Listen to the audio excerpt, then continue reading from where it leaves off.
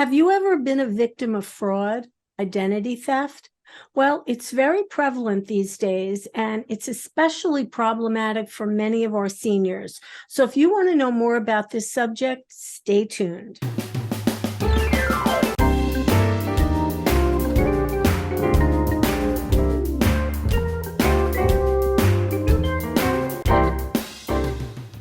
Hey, good morning, everyone, and welcome to Scan FYI.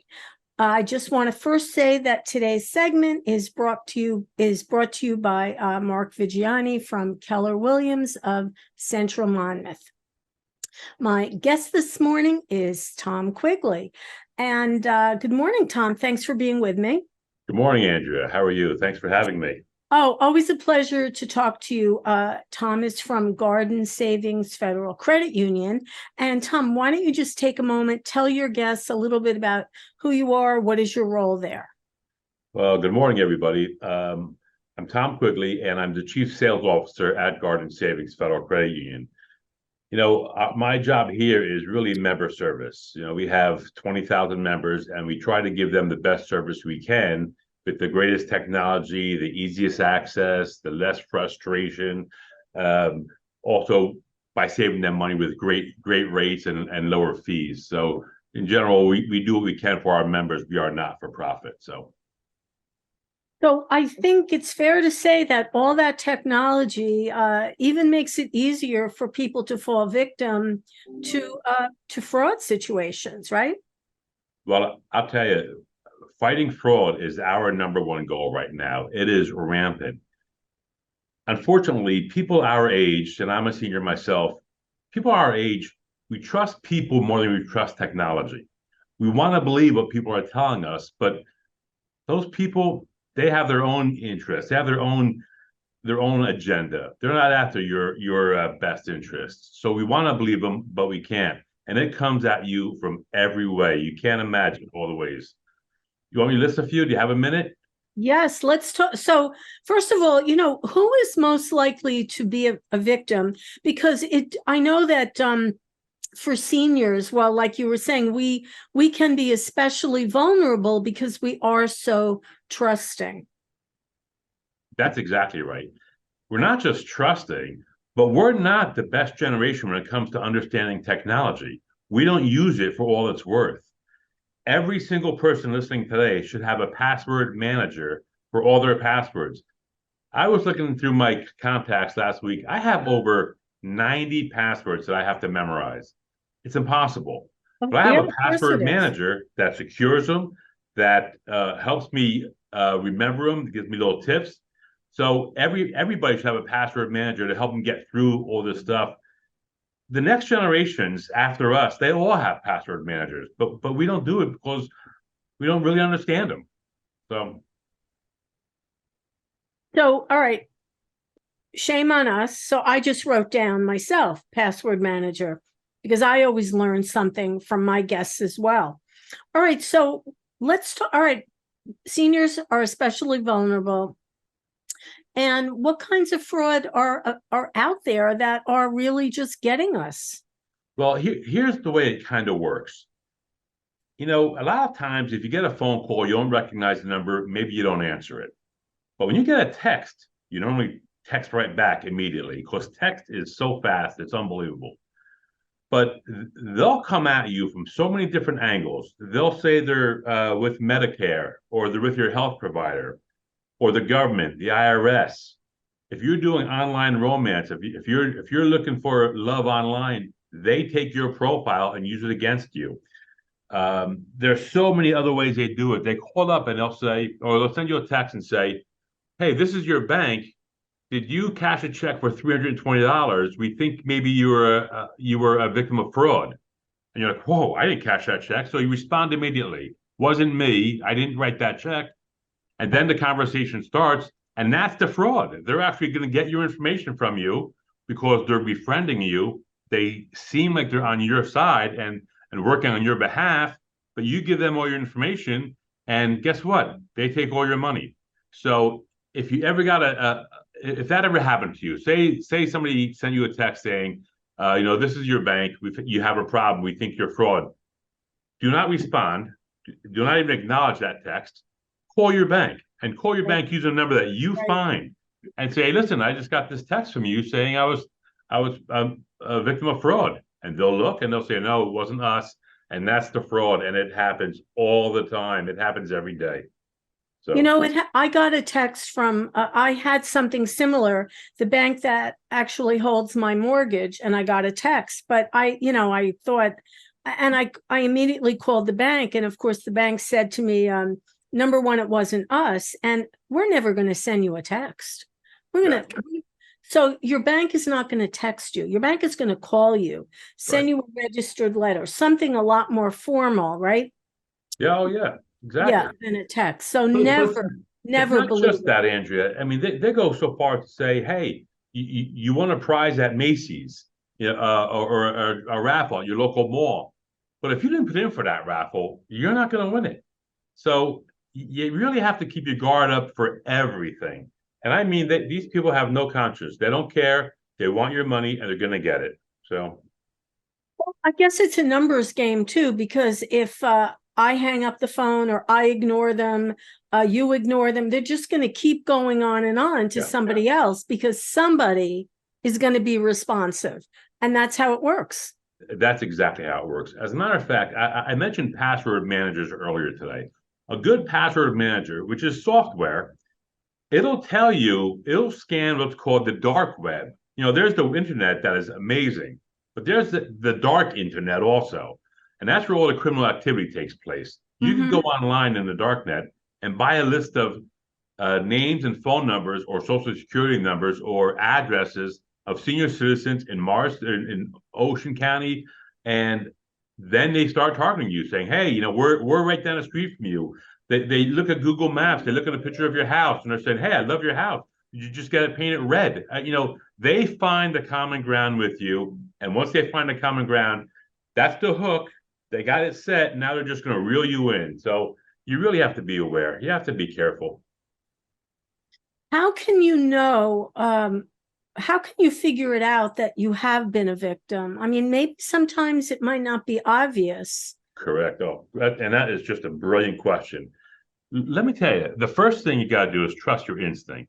Jersey tough, Jersey smart, those are things. You trust your gut instinct. If somebody's saying your grandson is in trouble in Guatemala, don't just send money. Call your grandson. Call your son or daughter. Say, hey, what's going on? Trust your gut, because these people, they have no boundaries, and they'll take a single bit of information and make it personal for you. If they find out that, for example, you're divorced and your spouse cheated, they'll get on the phone and say, yeah, I'm divorced, my spouse cheated. There's a common ground right there. There's a connection. So they take that little bit of information and then they run with it. They build your confidence, they build your trust, and then they start telling you about these little fees, and maybe the first one's only $20. You're thinking $20, no big deal. But it grows and it grows and it never stops. So if you think, trust your gut is the first call, is your first instinct. Tell somebody. Always tell somebody. That's the other problem with our generation. We have a lot of pride. We're afraid. If I told my daughter that I was a victim of fraud for $24,000, my daughter's going to take away my banking account. She's gonna limit what I can do, my freedoms. We don't want that. Nobody wants that. That's the fear that so many seniors have, is that if their children or someone, they're gonna take away all their rights. The next thing you know, you're going to be in a nursing home and locked up because clearly you can't make any decisions. Yeah, that is exactly what happens. So yes, so trust your gut, but you have to tell somebody. Tell your local police officer. I mean, the local police are there to help you. If you're not sure what to do, call your mayor, call a councilman in your town, call your local government and say, hey, I got a problem. I'm not sure what to do. They'll help you because that's their job.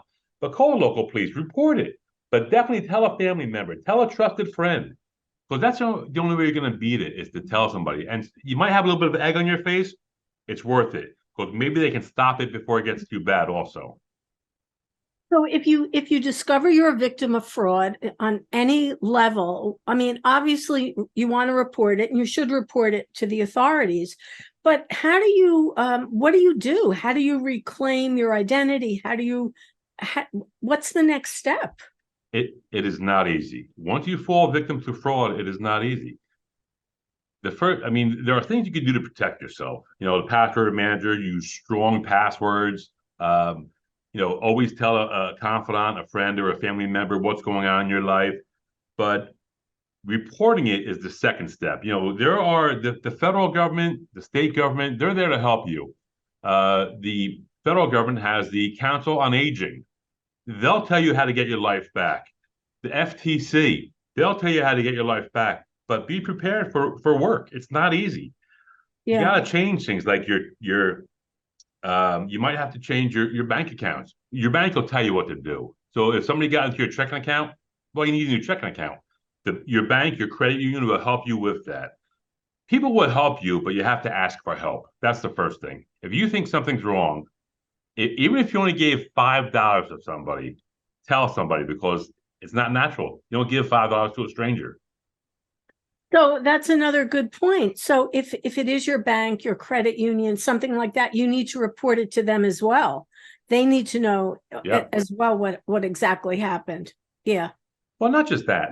They can't help you until you tell them what the problem is. But maybe you're saving the person next to you from going through the same thing.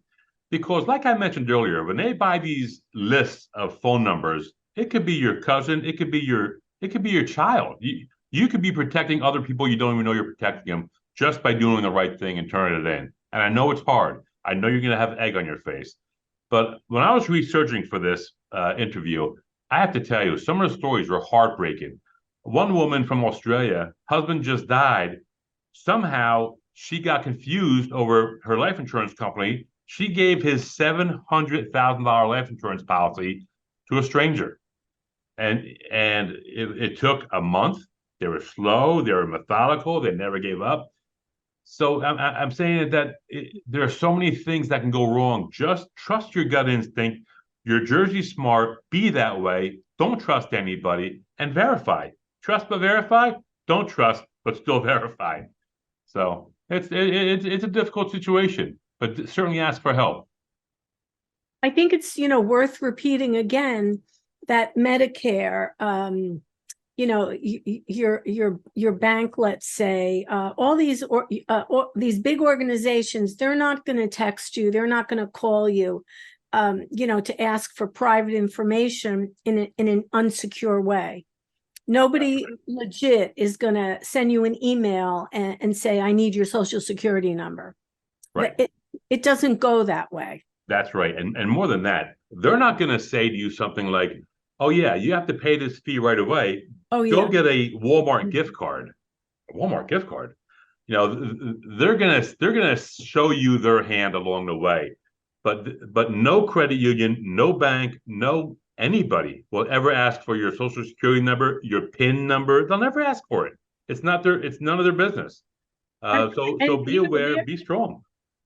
I've had like maybe many people, and I've even had them in my office at work, calls from the IRS or somebody from the sheriff's department coming to arrest me. I mean, it fascinates me on a certain level, the boldness of these people. Yeah. But I mean, I know that, of course, it's completely ridiculous. But the other thing I noticed, I said to one of the IRS people, I said, how come everyone who calls from the IRS has an interesting accent? Yeah, I just said, and then the next thing click. Yeah. No, that's a good point. The most powerful thing you can do is hang up on those people. Don't respond to a text. If you think something's wrong with your bank account, call your bank. But don't trust anybody. I mean, be aware. When my mom was 98 years old and she had Alzheimer's, she got a call on her cell phone that said, your car's been in an accident. My mother said, I haven't driven in 30 years. And she hung up on him. And she had Alzheimer's. She did the right thing because my little sister is a computer whiz and told her all along the way, nobody's ever going to ask you for anything. So, it's all in how you deal with it. So be strong and be smart and trust your instincts. Trust your instincts, but stop trusting all these strangers. That perfectly well said. Thank you very much, Andrea. It's true. It's really true. Yeah. So It really, there's, as you said, there's people coming at you from multiple directions, and eternal vigilance. We just always have to be on guard. That is the sad reality. Yeah, it's the world we live in. So many people want to come after you for your money, and seniors are especially vulnerable. So really, we need to really be super duper careful, and just always be on guard. That's just the reality. But are there any resources for people to go to that? Well, you mentioned the FTC. Yeah, the Federal Trade Communications, they're great because if it's a text or an email, they're in charge of it. The Council on Aging, very good. Okay, website. National Council on Aging. Yeah, Okay. AARP has some great information on it. I don't belong to AARP, but they have some great information. So use it. So yeah, you definitely have options out there, and there's a way to protect yourself. If you're not sure, go to your local bank and say, "Hey, just want to make sure everything's okay. Am I doing this right?" Your local credit union, your local bank, they'll all help you. Your local elected officials can help you. You have options, and you have a lot of people fighting for you on your side. You just have to know who to trust in that case. But a family member or a trusted friend can at least know what's going on in your life and help you out down the road. So, yeah. Well, Tom, I appreciate all your information. I'm going to put reminding people in the comments that you can reach out to National Council on Aging, AARP, FTC, of course, your local authorities, all of that sort of thing.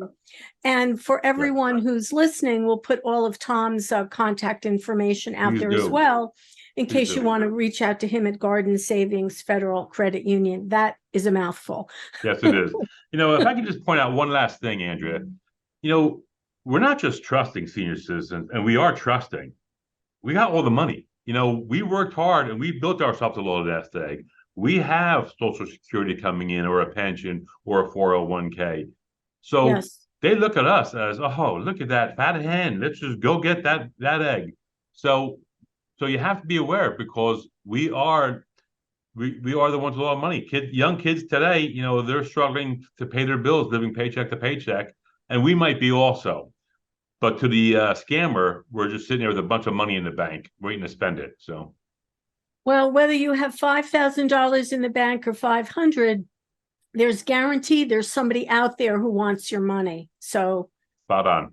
We worked way too hard for it to give it up to a scammer. So please be careful out there, right? Very well said. Thank you, Andrea. Great job. Right.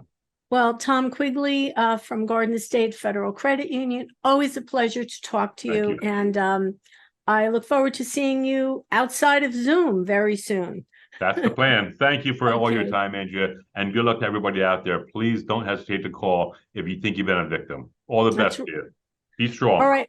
Listen, if it's important to you, it's important to us. I'm Andrea Tarr. We'll see you next time on Scan FYI. Bye, everyone, and bye, Tom. Bye-bye. Thank you.